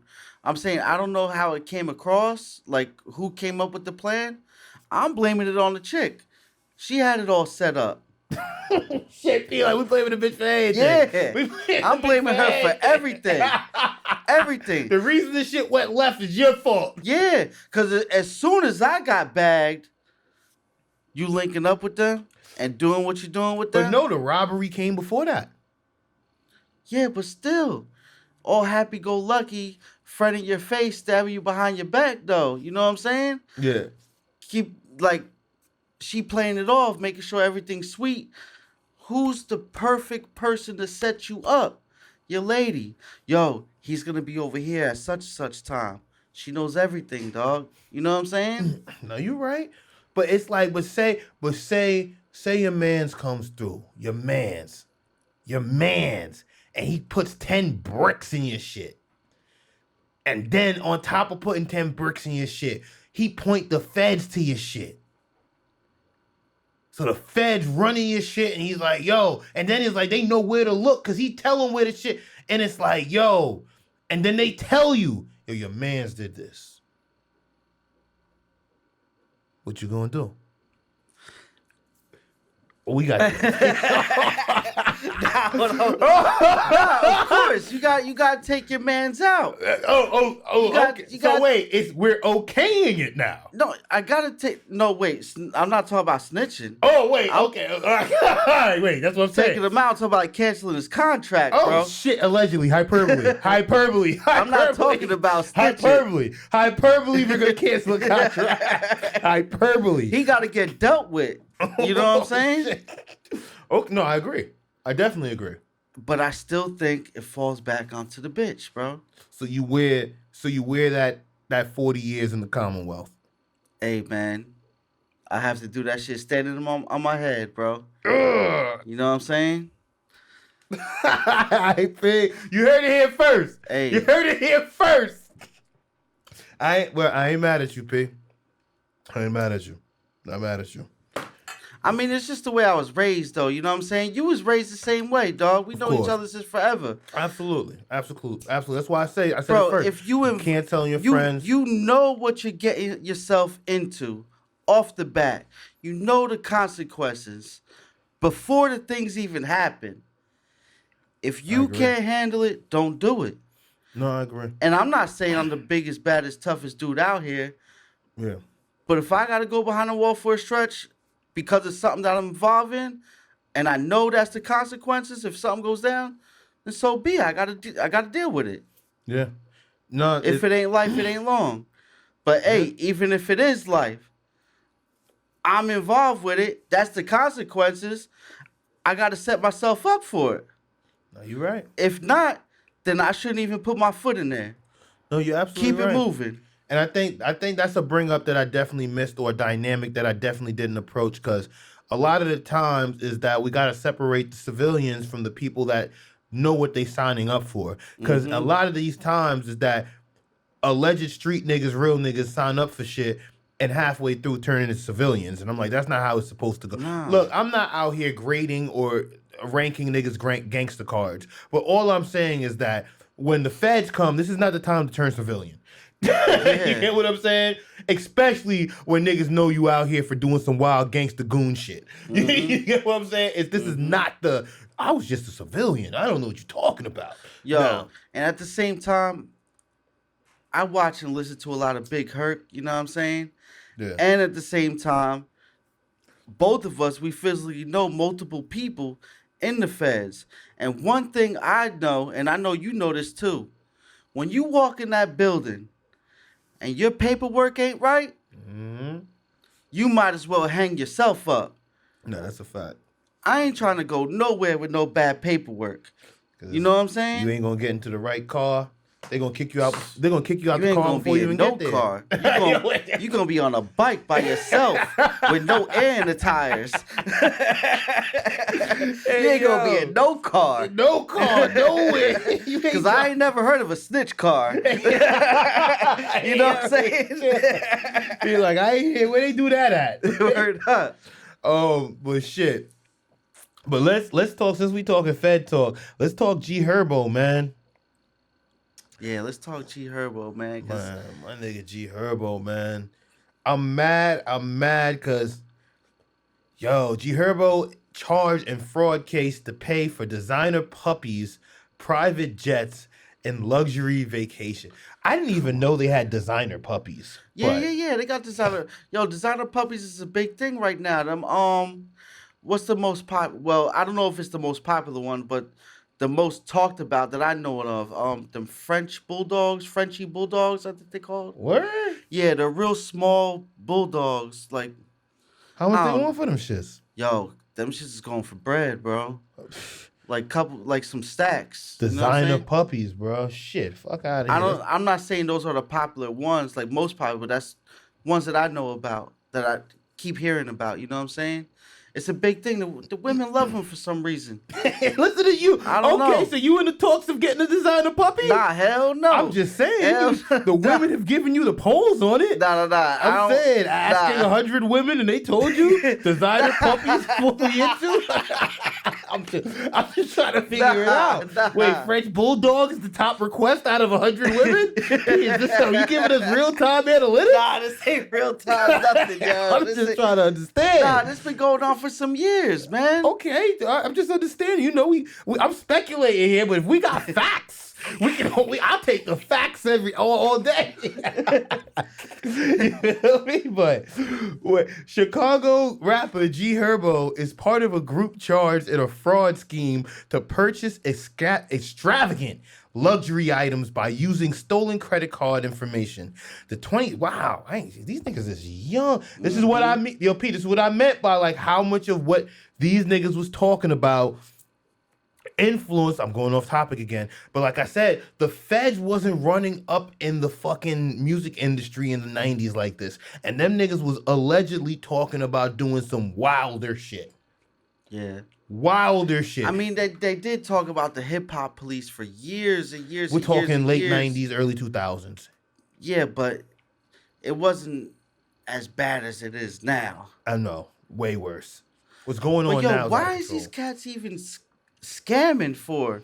Like, is your career not doing that good? Like, I mean, I don't listen to dude. I'm gonna keep it real. Yeah. I don't listen to Herbo, but I know G Herbo and Lil Durk. They supposed to be they got the streets right now. Well, I know Lil Durk definitely got the streets right now. And is this a fact coming from SP? Wait, are you in the street? The streets are telling you this themselves? The streets is telling me this. Okay, yeah. I'm just making sure. Like, we have confirmation from the streets, from SP. Yeah. Our in the hood analyst, our on the ground reporter. Nah, Lil Durk, dude, he does got the streets right now. Like, you go in any hood out here, pull up on them, ask them what they bump. I guarantee you they gonna say Durk. Put it in the comments. Let me know what your hood is bumping. If it's not Durk, we need to know. But I'm saying the older crowd like us is gonna be different. I'm talking of course. I'm talking about the all jokes era aside though, there's some shit from the new cast that I do fuck with. So I'm not gonna, you get what I'm saying? Yeah. I'll be wrong if I be like, I'll really be the old nigga in the club. Might as well get me a wheelchair and shit. But but nah, these young niggas is cooking. I'll say this, they're just way more melodic than our generation. They're way more confident and bold in their style than our gen. Because I'm just gonna be honest, like our generation, the L.O.X wasn't, Jada was singing, but it wasn't on some put that tune, I'm gonna hit these cadences, I'm about to get the falsetto on these bitches. Like, nah. They wasn't singing. Cause wait, and then do remember, in the 90s, this was the era of the R&B hook. Mm-hmm. Like, if you're old enough to remember. Nate Dogg. Yeah, Nate Dogg. Nate Dogg's the king. Case, Jaheim. Who else was bodying them things? Man, Nate Dogg was the king, though. But, you feel me? Even the female that had Mary J. Blige on the hook. hook. Mary, yes. Come on, but I'm just saying if you're old enough to remember, but we going off topic, but back to G Herbo, whose real name is Herbert Wright III. Yo, shout outs to you, Mr. Wright III, is promoter and manager. Wow, this is crazy. His promoter and manager, and Antonio T. Glow Strong, another Chicago rapper, Joseph Joe Rodeo Williams, as well as alleged co-conspirators Steve Hayes Jr., Demario Sorrells, and Terrence Bender were part of also part of a $1.5 million scheme, according to the court documents unsealed this week. Yikes. So wait, we got like at least 5-7 of these cats all hemmed up in this. Authorities say that the group used information stolen from the dark web to finance lavish vacations, chart private jets and yachts, hire private jets and security guards services, take limousine rides, and even pay for private villas in Jamaica. In one incident, Strong, who considered to be the ringleader of the group, damn, at least G Herbo is, he's not getting the kingpin on that shit, but was bought 2 designer puppies using stolen credit cards and a fake Washington State driver's license. G Herbo's, whose latest album, PTSD, debuted at number 7 on Billboard 200 chart in February and was named early this week to the Forbes 30 Under 30 list for making substantial changes to the community. Well, damn. I hope they're not trying to, smear his name and all the good he did, or was that good done out of stolen money? So, that kind of tainted itself. So, you know how they're going to do. They're going to quickly back away from it. It said he made number 7 on a top 200 chart. Yeah. Yo, number 7 is great. That's amazing. Top 2. And you got to be out here scheming, whatever you want to call it. Like, come on, man. What's wrong with you, yo? I'll tell you this. If you sign to a label, and as an aspiring artist, I could pretty much give you a basis of why and how. I just hope this is not the case. But long story short, most of these artists to get the majority of their money through shows and merch. And right now, ain't no shows going on. And if there ain't no shows, it's kind of hard to sell merch to those thousands of fans at the shows. And then... Nah. Because you don't need to sell merch at the shows, man. Come on now. We going through COVID talk. Versus Jada versus Fab. Yeah. Jada came out with the Jada Drunk merch. Yeah, you're right. He's talking about he made more money on his Jada Drunk merch offline than he does off of streaming his music. No, you're right. Come on, so there's no excuse about, I can't sell my merch because ain't no shows going on.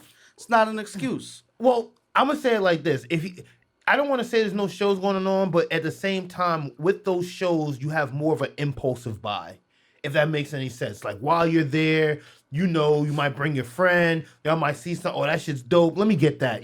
Fuck it. You feel me? You might be a little tipsy. Yeah, you might want to get something back from the show. He did something not that long ago with Dirk. They had their own little versus thing. Like it wasn't with Swiss and Timberland. I think that G Herbo and Dirk did their own verses between each other. Okay. And come on.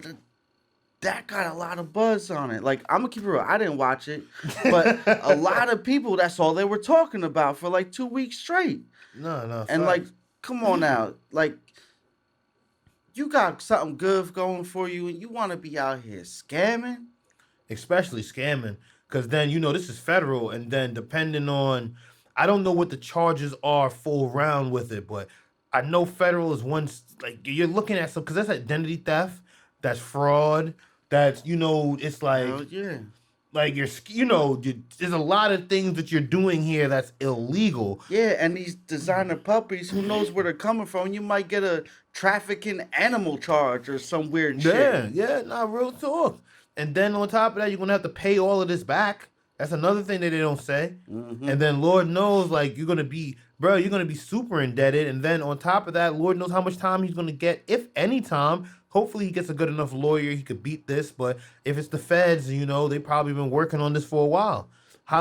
Because they don't say how long he been doing this. Mm-hmm. That's another thing. But granted, he hasn't been doing it long enough to get. I don't want to say long enough because still, $1.5 million is a lot of money. Let me not downplay that one bit. But then at the same time, it's not a lot of money in their atmosphere when you know there's a lot of, like, 1.5 million is literally at the bottom of the fucking barrel for some of these, like, major, and like LeBron just got 85 million for 2 years. Like, granted, that's not super a lot of money, but then when you think about it, that's 85 million. He just got bagged for 1.5. Mm-hmm. Like, you get what I'm saying? He didn't even touch 10 million.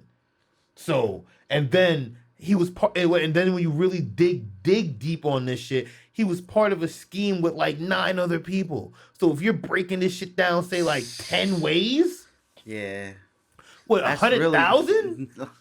Like, he couldn't even look. He had to look away. I'm like, bro. Like I said, why are you doing this? You a damn fool. Yo, this is, you get what I'm saying? But it's not to more so clown him. It's that one, I could give you 2 alternatives. I like playing the devil's advocate, you know. God don't like ugly, but the devil do.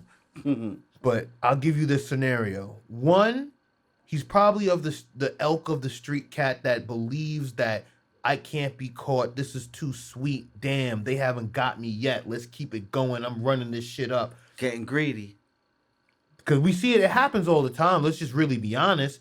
And then when people get caught, they're like, damn, I didn't know. Of course not. They just let you get to the point that it's big enough that they're like, oh, we're going to... Because the thing is with the feds, once the feds are involved, they have a certain appetite.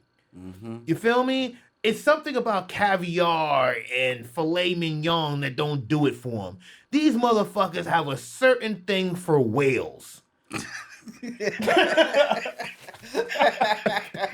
what I'm saying? Like, they just like whales. It just gotta be fucking huge. You feel me? Because if it's like that, they give that it like that's local and state level. You get what I'm saying? But when they go out to eat, these motherfuckers want a full fucking whale, blubber and all. So, you get what I'm saying, my nigga? So, it's like they let you get to this point. Yeah. Don't ever think for a second that I'm not getting caught or I'm too... No. If you're smart enough, you stop, and then it's like, all right, bet. You're good. We'll leave them alone. But if not... Had your good run. You know, you throw your boots up, hang your fucking jersey in the rafters, you're good. Celebrate. You live a good life with the kids. Get some of that cheetah piss, have a victory, L. You feel me? Have a victory. Real talk. But instead, you get greedy and you have a loser L. And those don't smoke the same. Nah. Definitely don't. You get what I'm saying? But I do wish G Herbo the best in this case and in this situation, because all jokes aside, all seriousness included, like I said previously, it's never a good time to go to the feds. Never. So, doesn't matter what you're going in for, how long they want to keep you in for, it's never a good time. So, they need to just, hopefully he gets a lawyer, hopefully he puts some money up. And then here's the crazy thing too. Maybe I watch too much movies and too much true crime documentaries, but since he's a music star, and granted he's not like a super rich one, I'm not saying that, I don't know, I'm just assuming. I don't want to say anything that I don't, that's, you know, I'm just assuming. But like, just say he's not like he's not like a multi-millionaire. I'm just assuming, because he's doing a scheme for 1.5 with 9 other people. So with the money that he has now, they would probably try to associate that with this case and then try to confiscate, if you get what I'm saying? Yeah. Because how could you prove that this isn't that? Right. That's probably most likely what the feds is already doing to him. It was like, oh, you got all this and that came all from dirty money. Because where are you getting the money to get this? Yeah. And then if you want to pay for a high-priced lawyer, remember what I said, you got to repay all this shit. What if they freeze your accounts? Granted, you know, probably he's moving in cash. I'm not holding you. You know, cats like him, I'm pretty sure they're moving in cash, and they keep a lawyer on retainer. I'm just assuming. Well, if he's smart. You get what I'm saying? I'm assuming. I'm just looking at, I assume that he's smart enough to do that. But how many cats you know that age, when we were that age, were doing good numbers, get bagged? Well, you thought saw they were doing good numbers, but you don't know what they were doing with them numbers. They get bagged, and they talking about they ain't even got no bail money. Golly, bro. Yeah, that'd be the ill part. When niggas be in the fucking county sitting for $70, $80, $200. Fucking like, wait, what? Like, in a way, I'm not gonna hold you. In a way, that's why the no bail shit, I could understand why it has a good effect depending on your record, whatnot. But then it's the other element of it, like, no, you need to give me bail. I know my record, I know my situation. I need to come out, I need to consult with my people, reevaluate my chess move, you feel me? Because when you hold people hostage, that's what the feds do. That's what the feds do. So I'm not gonna get too deep into that, but I'm pretty sure y'all know my how I feel about the no bail bullshit. But let's keep it cooking. We got so much more. I think we're doing better this show, though. We're doing better this show. We're doing a lot better. Oh, we're gonna say that for last. We're gonna say this one for last. But let's go. You want to do the Drake deep dive, or you want to do the graffiti, or you want to go into some wild shit? Russian roulette, man. Just let it roll, and just land on it. Briefly, because it's been on here for it's been in the show notes for like 4 or 5 shows, and I haven't spoke about it. Larsa Pippen belonging to the streets. Hold on, I just want to say this. This is just a quick bit. Like, yo, Larsa Pippen, shout out to you. You are fucking gorgeous. You are a fucking cougar. You just look amazing. Your ass is nice and plump, golden brown and crisp. Listen, sister, look, you have found your groove. You got your Stella. Future came through, hit that shit, and it just changed the whole stratosphere for where you were going. And I'm just like, yo, you just realized at like, what, 56, 5, I don't know, that you belong to the streets. And it's like, I don't know if this is like a confirmation, but I'm just saying, like, look, if the streets want you, and which we do, and I'm not speaking on behalf of all street cats, but the ones that admire your personal fatigue at that petite at that age, listen, you're doing it. If you want to do it just to come through and hit it up and bounce, listen, I'm pretty sure a lot of my listeners are in the business of just doing just that. You know, no strings attached. They would love to break Larsa Pippen off a piece of that fucking that magic stick. I'm sorry, I don't know, whatever you want to call it. You feel me? Cause Scotty, my bad, Scotty. I got nothing but love for you, Scotty. But your wife, I don't know where it went wrong. First off, you chose a baddie. Shout out to you, Scotty, because she was yours first. You hit it first. You feel me? Get your Ray J on. You hit it first. But wherever it went wrong, she said the streets need to hit it next. And that shit. Oh shit. God damn. I'm like, listen, I'm like, look, Larsa, do your thing, mommy. I hope to see more of you in the news. Do not stop you now. trying to find out where the streets is at? I'm trying to locate these blocks. Is she on the main strips avenues, or is these the back block number blocks? I need to know. If we need some GPS location on these streets, please. You feel me? I know it's somewhere in the Millionaire Club, so it's probably going to be in the upper echelon. But if she ever finds her way in the local communities looking for that strong pipe, a lot of my listeners will love to reach out to you. But now, on the next topic. What? Yo, shout out, yo. What? Nah, you right, yo. You right, yo. Good looking out for the listeners, man. You know, I'm just saying, I'm setting y'all up. Yeah, I'm setting y'all up right now. You feel me? That's you just gotta finish it. You know what I'm saying? Yeah. You know what I mean? Shout outs to you, Larsa. The streets love you. Oh, wait, Snoop Dogg Supergroup. Hold on. Word. Let's check that shit out. Yeah, we got to talk about the Snoop Dogg Supergroup, man. Snoop Deal Double G. Yeah, shout outs to him, man. The motherfucking OG. The original fucking jizzle of the game. And he said, you know what? At the age of 55, another motherfucker who said I belong to the streets. You feel me? And we accept him for that. Hold on, Snoop 55? He got to be 50 something or 40. I'm not sure. He's somewhere in there. Jay-Z just turned 50-something yesterday, I think. Oh, yeah. Happy belated Jay-Z, bro. November 4th. Oh, yeah. And shout out to my motherfucking nigga SP. The Sagittarius gang is in the motherfucking building. Yeah. We around the corner. Yeah. Yeah. We get hyped and charged. Yeah. We doing it up big. Wait, that's my DJ Khaled voice. Big. We gonna talk more about that, but you feel me? Big shout outs to all the fucking Sagittarius out there, man. This is y'all month, do it up, man. You feel me? You know what I mean? You only do it once. It's the Corona shit, so make it worthwhile. Fuck what the governor say.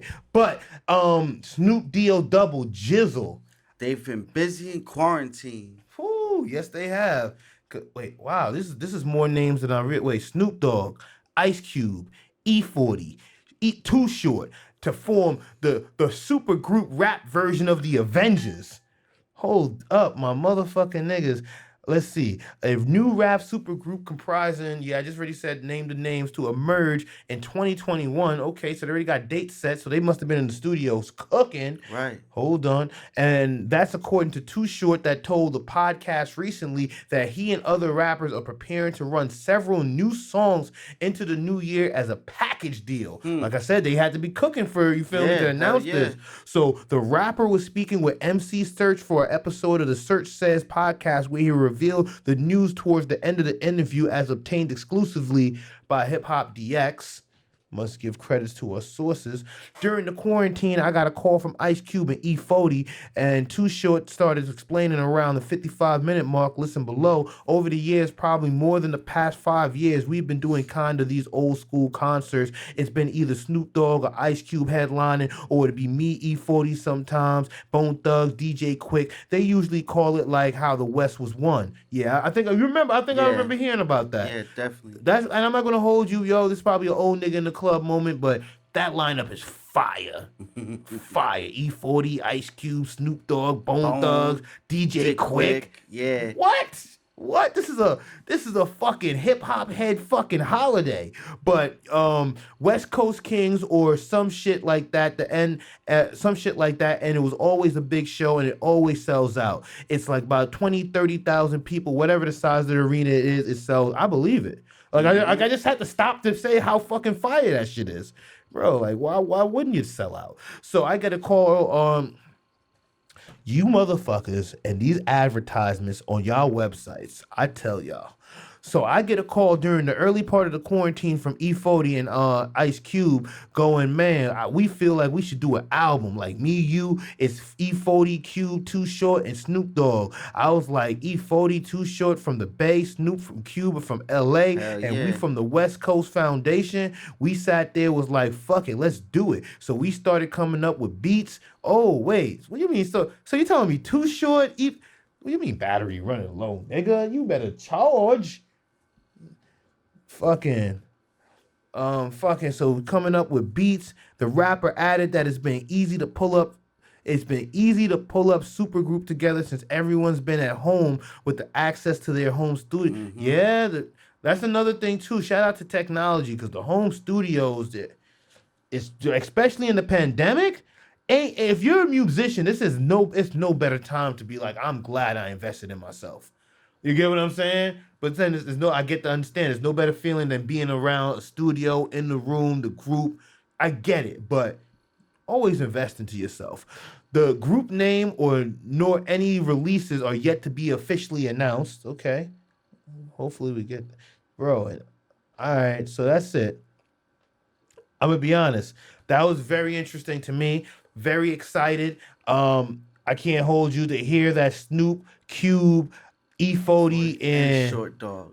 Yeah, I'm not gonna lie to you. I personally like them all. Yeah, I like them all too. I'm really big on Cube, Snoop, and 40. Too Short, I'm not gonna hold you, and I haven't digested too much of his catalog over the years. That's my dude, bro. Oh no, he's hot. He just dropped an album not too long ago. I got it on rotation. Really? Yeah, it's dope, yo. Anyway, he just had a banger a few years ago, not too long ago. So he hold it down, man, for the Bay. Yeah, but I'm gonna keep it real. This is my view on this. Snoop, Cube, E40, Short Dog. I'm down with it. You know what I'm saying? Mm-hmm. But I don't think, like, in the West Coast, I think it's going to pop. Yeah. Because they're all legends. Yeah.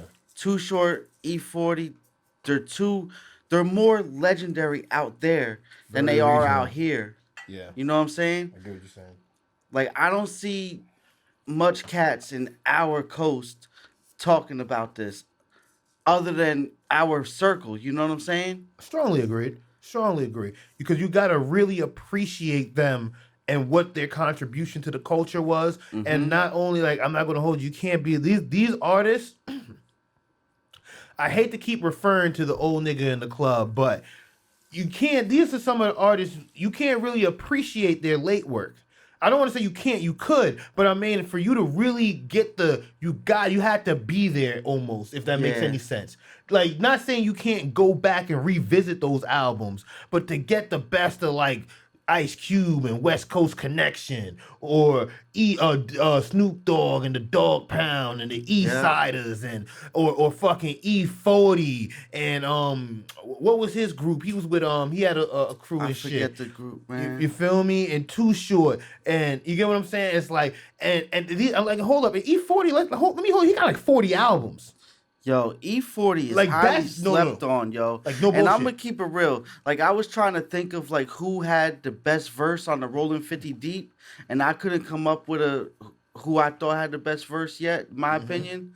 But yo, E40 had lines on there that had me like, yo, he caught that. Bro, he caught that, yo. E40, and see, that's the thing. E40 been nice, man. Like, a lot of these cats really been highly nice. Slept on, man. And a lot of their catalog, it's aged beautifully. Beautifully. Like, a lot of these songs that you would hear from these cats, like, they're still playing. Like, Snoop at the Tyson fight, he all he did was dip in his bag. What, Drop It Like It's Hot? I think he played Vado, or I don't know if he played Vado. You get what I'm saying? I know he played What's My Name, but you get what I'm saying? It's so many classics over so many years. Yeah.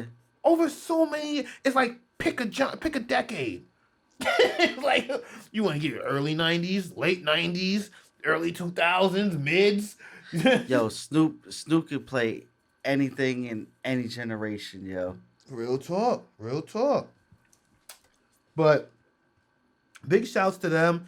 I'm not going to hold you. I agree with you firmly. I think us only being fans of the culture and what they done and appreciating their contribution to hip hop and being there when a lot of their great work was actually being released. Right. You feel me? So we like, shout out to the young cats who go back and listen, but we didn't have to go back and listen. We was there for the CDs and tapes. And, you get what I'm saying? Yeah. The Tower Records and FYE shit. Like, we was there. A lot of cats out here, I'm gonna keep it real, like you said, like, you ain't indulging too much Too Short. And a lot of cats don't really know who Too Short is out here. Yeah. Like, yo, it was multiple times in the summertime. I'm out dipping in the low, hitting switches out here, which is a rare thing out here, straight West Coast thing. And I'm bumping Too Short because I mess with Too Short. Cats that I mess with out here in the lowrider world, like, yo, what's that? I'm like, yo, that's Short Dog. Yeah. Short Dog? Yeah, Too Short.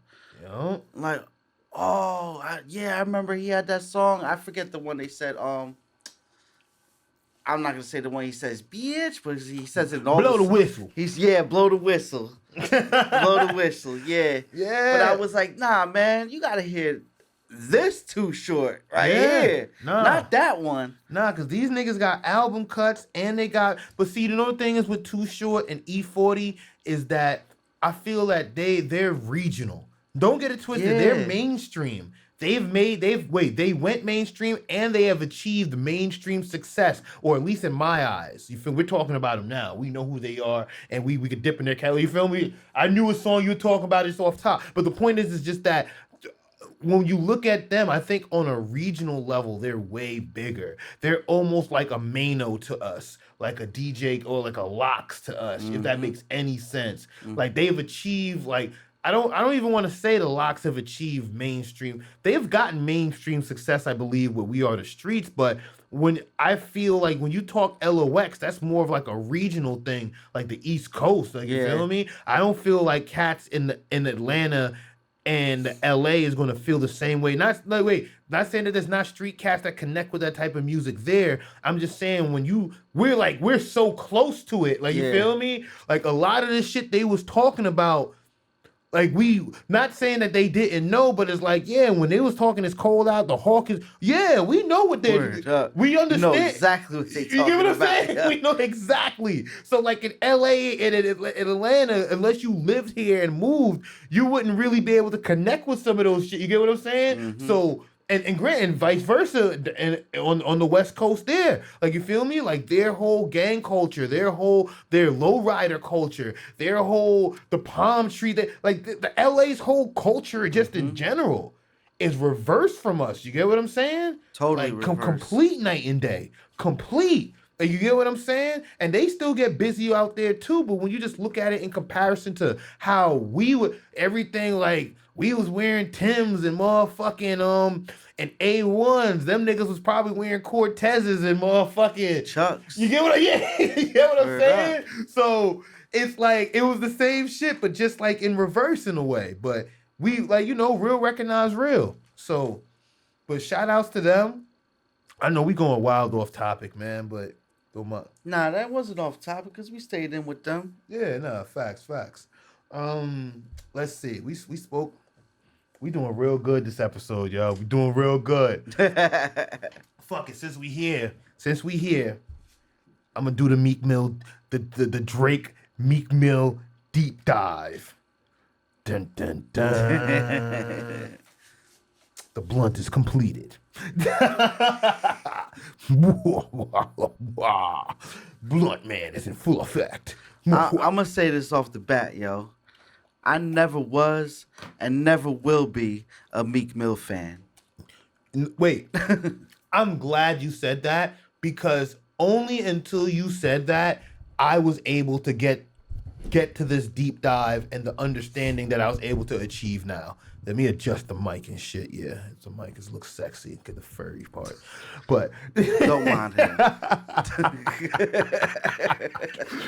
I'm cooking, bro. I'm about to pour another one up too. I think he really did get that shit from Penn Station. Hold on, this ain't catfish. Catfish. This is bum piss. This nigga sold me bum piss.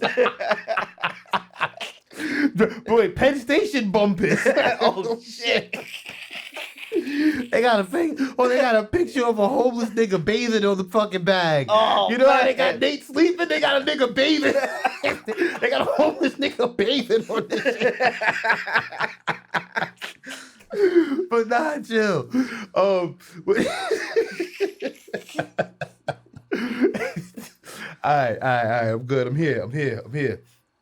But I'm glad that you brought up never liking Meek Mill, because for you to not like Meek Mill, it helped me get to this point. Because long story short, I'm gonna run through a few non-important parts fast, but I'm gonna definitely, I'm gonna slow it down when we need to. Pause. But with the Meek Mill, it started with the Kevin Hart shit. Kevin Hart released the new series online, and you feel me, Kevin Hart. There ain't gonna be no video footage up there. This is some original content right here. Yeah. This is original content. Yeah, raw and uncut. So Meek Mill Kevin Hart dropped the stand-up shit in his living room.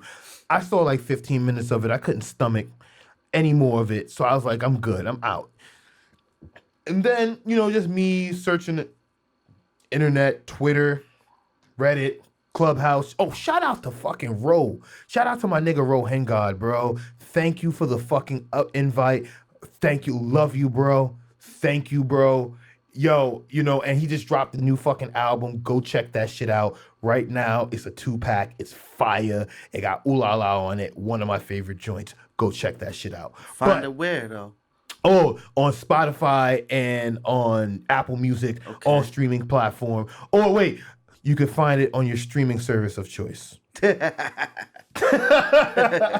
You keep tricking me, bro. Are you getting paid by these niggas? Oh, you getting paid by these niggas, son? Hey, man, no comment. You keep tricking me to say Spotify and no comment, man. No comment. Nah, your streaming service of choice. You said it again.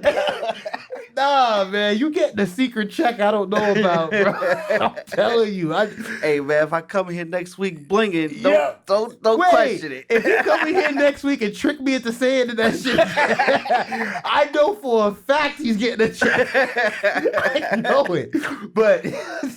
But it started with the fucking Kevin Hart shit. So first, Kevin Hart, I saw it. I didn't really like it. Then going on the internet and just, reading articles and whatnot, I'm just like, yo, is Kevin Hart really funny? And I'm like, yo, the internet has a way to just really go crazy with shit. But then I'm gonna be honest, I just had to really take a step back and be like, because I'm like, yo, I love Kevin Hart. Kevin Hart's hilarious. You feel me? Oh, I watch everything he's in. But then I had to take a step back, like, wait, I only saw that one stand-up with the Deirdre. That shit, I'm not gonna hold you. Oh my God, it was a knee slapper, stomach clencher. It was hilarious. Bro, no, unhands down. I'm not gonna say anything otherwise. But outside of that, I haven't really seen anything that was too like hot for me. And then when I say that, I mean like stand up and with the fucking movies. Like, I kid you not, I went to go see, what was it, Night School? I fell asleep on that shit. Bro, that was probably the best sour nap I've gotten in my life. Wait, we went to the AMC Dine and Chill. Oh my goodness, they had the AC, the Relax-A-Vision. Oh, that shit is set up for sour naps. But listen, I'm like, yo, I like, that shit wasn't really too entertaining, but like, not to give it too much attention to Kevin Hart, but then I started thinking about this conversation like you said, because I remember when you was like, yo, I don't like Meek Mill. I'm like, this nigga crazy. I don't like Meek Mill. You brought up something about Meek Mills. I'm like, yo, nah, dog. He dropped the Champions album. And I was like, yo, he had the shit with the What's Beef sample with Jay-Z. He had a few cuts on there. He had that Uptown shit with fucking Fab. And I'm not going to hold you, that Uptown shit with Fab, I think that track is fire. But outside of the track, like, let's take it deep. I gotta be honest with you. Outside of the singles, like I'm a Boss, and don't ask me because I don't know. Oh my God, bro! No, save me right now. I mean, I could look it up. Fuck, Meek got some singles, bro. I'm just drawing a blank. Remember, I'm about to be 2 sour blunts in and some fucking tequila. But I know Meek got some shit. So let's not come crazy. But it's just the fact, like, outside of the singles, like, I haven't really digested a Meek Mill album and enjoyed it. And I'm just like, yo, and until you brought it up, I had to really check myself, like, wait, what Meek Mill album have I ever enjoyed? Like, I didn't like his first album. I would like the track that everybody loves off the first album. I'm sorry, bro. I'm gonna say it here first. I think it's a fire track, but it's not for me. I don't know it word for word. You will not be finding me chanting it with everyone else when it comes on. You get what I'm saying? But it's not to say it's not a dope track. But outside of that, I haven't really... Yo, like a Meek Mill... I've never threw a Meek Mill album in, like, repeat. Like, yo, this shit is crazy. And it really makes me go to think, like, yo, when Drake got at Meek Mill, this shit was just so much bigger than just like a fucking beef. Mm-hmm. You get what I'm saying? Because it kind of almost lines up with the Nate Robinson and Jake Paul. Because when Meek Mill came out of his face and dropped that record, because they've later amended, and I'm pretty sure he realized it wasn't a smart decision. But I think almost in a way, he tried to end Drake. Tried to. Like, let's really think about it. Yeah. Like, because, like, in our era of hip-hop, that would have been body bags. There's no recovery for that. I'm just saying, like, how do you recover from, bro, you don't write your own music? We got your ghostwriter, and here's the tapes. Right. In the 90s. Right. Like, what? Right. Like, lose all respect, yo. Everything. Lose all of it. Like, and here's the crazy thing. You could be hot. You're like, I don't mean like the hot artist. I mean the song would be hot lyrically and they would just discredit. Nah, they not fucking with you. Like, yo, like that was like a diss. Imagine almost. Some cat coming out right now talking about, yo, I wrote all of Biggie's rhymes. Bro, you would probably have a heart attack. Damn, I'll lose my noodle. I would lose my noodle. Like, Biggie, you wrote for Big? What? Bro, if you remember, there was a point in time people got at Jay-Z. Why you keep quoting all Big's rhymes? Right. Why you quit? Like, you get what I'm saying? So, in a way, what Meek tried to do was almost career, like, if not ending, it would have definitely put, like, an asterisk on it. Yeah. So, when he did that and Drake responded, and Drake was able to do Meek the way he did, I don't think Drake got enough credit for that. And I'm not a Drake fanboy. I'm not a Drake like, yo, that's my nigga, da-da-da. Right, Nah, you feel me? I fuck with the albums. I fuck with the singles. I think as a musician, he is amazing. And I'm not saying that like, he definitely got talent, yo. You get what I'm saying? Like, it's just... Like, I'm not going to sit here like I got Drake's albums in my playlist because I really don't. No, you feel me? Wait, I'm not going to hold you. Take care. I need my real niggas to check in on this one. There was a lot of bodies caught on Take Care. Wait, what? Listen. Look, like I was saying though. I'm not saying I got no Drake music. I got some Drake music on my playlist, but it's not like hopping the ride. Oh yeah, let me throw that Drake on. You know what I mean? Like he's dope, 100% dope. But no, I give respect when respect is due. But just you know what I mean? Trying to feed in on what you're saying about Drake. You know what I mean? Nah, you're right. Not trying to discredit him, not one bit, but yo, he straight reversed the shit on Meek, yo. Drake not only reversed it, this shit was so strategically played. Hold on. Drake literally did the biggest chess move in history and to demolish fucking Meek Mill. So one, Meek came out of his face. He said what he said. Right. Then, let me just get into it. Save the suspense. So Drake's like, you know what? Drake dropped the Charged Up record. Cool. Charged Up record was dope. Then, you know what I mean? Wait, we got to rewind. We got to give you everything. Don't forget, Funk Flex was amping this shit up too. Yeah. Funk Flex was like, yo, I got a banger from Meek Mill coming, and it's on the fucking way, and it's about to smoke boots. He probably, I think he dropped the bomb before the shit even came. Wait, you get what I'm saying? So it's like, and now the reason why I related with the Nate Paul and the fucking the Jake Paul and the Nate Robinson shit is because the streets thought Meek was gonna win. Yeah. Because Meek was the street rapper. Yo, and I ain't gonna front. I said in the beginning of this talk, I'm not a Meek Mill fan. Even when I first heard about this beef, I was like, damn, yo, he might get at Drake.